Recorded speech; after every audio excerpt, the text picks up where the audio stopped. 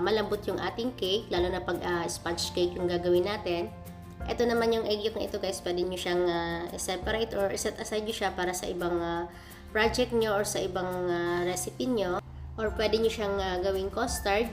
Then, ito na yung egg yolks natin. Ayan, ilagay na natin siya dito sa ating dry ingredients. Isunod na rin natin yung ating vanilla, yung ating water, at saka yung ating oil. I-mix lang natin ito hanggang sa magiging smooth na yung ating mixture natin at wala na po tayong nakikitang lumps. Ayan, kapag smooth na yung ating butter mixture, set aside na muna natin ito guys. Ang gagawin naman natin next, yung ating meringue or yung ating mirang. Naglagay lang ako dito ng cream of tartar. Pwede po kayong gumamit ng white vinegar or lemon juice kung wala po kayong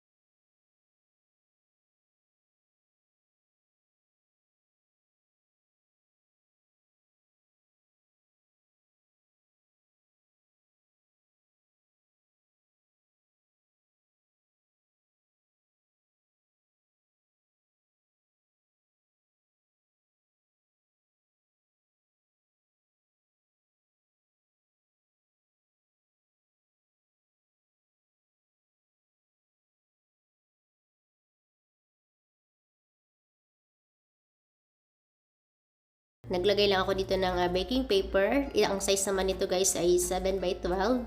Itong recipe na ito guys, makakagawa kayo dito ng isang 7x12 at saka isang 4x4 na baking pan, yung maliit, yung pang bento cakes.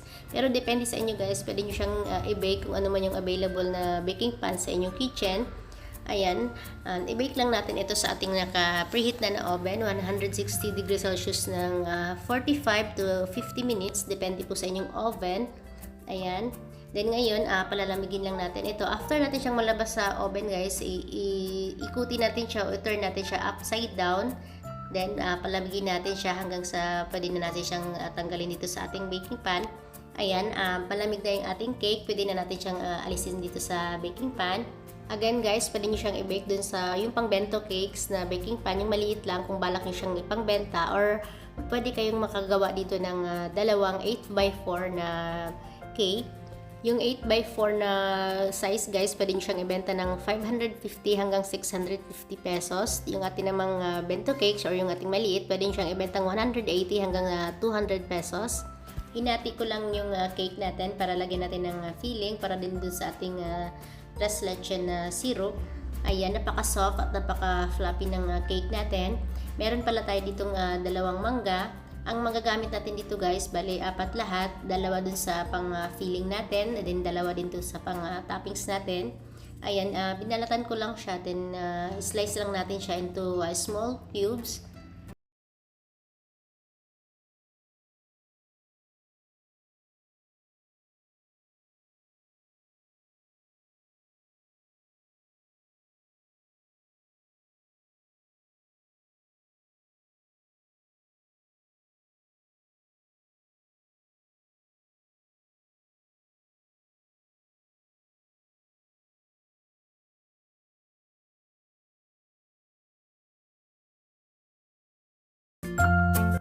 Set aside muna natin ito. Gagawin naman natin ngayon yung ating tres leches na sauce.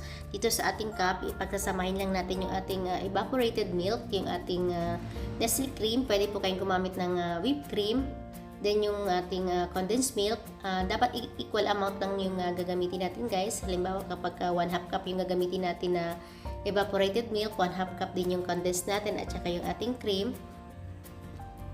Transfer ko lang pala siya dito guys sa ating mas malaking lalagyan para madali natin siyang ilagay ng mamaya.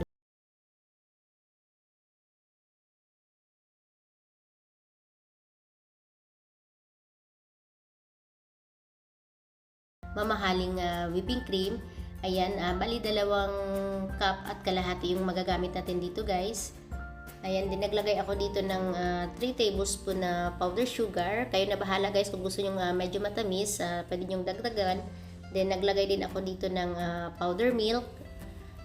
Yung powder milk guys, tumutulong siya para magiging stable din yung ating icing. Kaya naglalagay ko palagi ditong powder milk.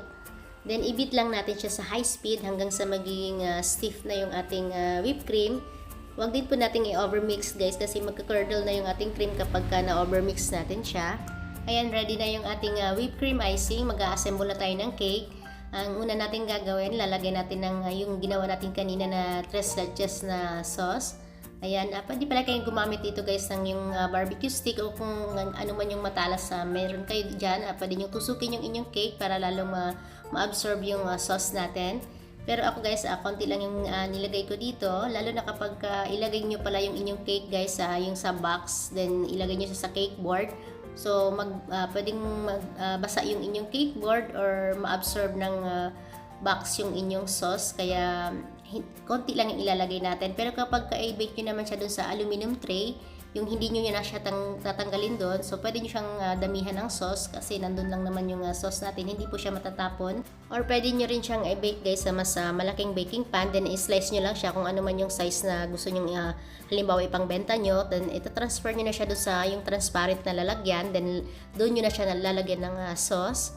Ayan, tinanggal ko lang yung ibabaw na part ng ating cake, yung skin niya, para ma-absorb yung ating sauce na ilalagay. Kung ayaw nyo namang gawing itong 3 slices mango cake guys, pwede nyo siyang gawing mango cake lang. Huwag na kayo maglagay ng 3 slices na sauce. Pero mas masarap siya guys kapag ginawa natin siyang 3 slices cake. Mas iba yung lasa niya, mas nag-level up siya compared dun sa yung mango cake lang. Parang common na siya masyado. Kaya ginawa natin, pina-level up natin siya. Usually kasi guys, yung 3 slices cake, ang ginagawa kasi nila doon na toppings or yung filling nila, dinadagdagan nila ng strawberry. Dito naman ay ginawa nating mango kasi ano naman ngayon, kumbaga uso ang mangga ngayon, season ng mango ngayon, kaya gumawa tayo ng ganitong version, yung 3 slices mango cake. Nilagyan ko lang pala ng design yung gilid ng ating cake. Then naglagay din ako ng border sa ibabaw para hindi po matapon yung ating ilalagay na toppings. Then ilagay na natin yung ating fresh mango natin. Ayan, dito guys, pwede kayong mag-experiment dito. Pwede kayong maglagay ng pineapple slice. Ayan. Then nag-add lang din pala ako dito guys ng condensed milk. Ito naman ay optional lang pero mas masarap siya kapag medyo matamis-tamis yung ating mango. Ayan, kasi yung mango natin guys, diba meron siyang may asim siya na konti. So nilagyan ko lang siya ng konting condensed milk para mas masarap siya. Then ilagay lang muna natin to sa fridge guys ng mga 2 hours bago natin siya i-serve. Ayan guys, chilled na ito ng 3 hours. Mas maganda rin guys kung overnight nyo siyang ilagay sa chiller, mas masarap po yung ating cake. Ayan, titikman na natin siya ngayon.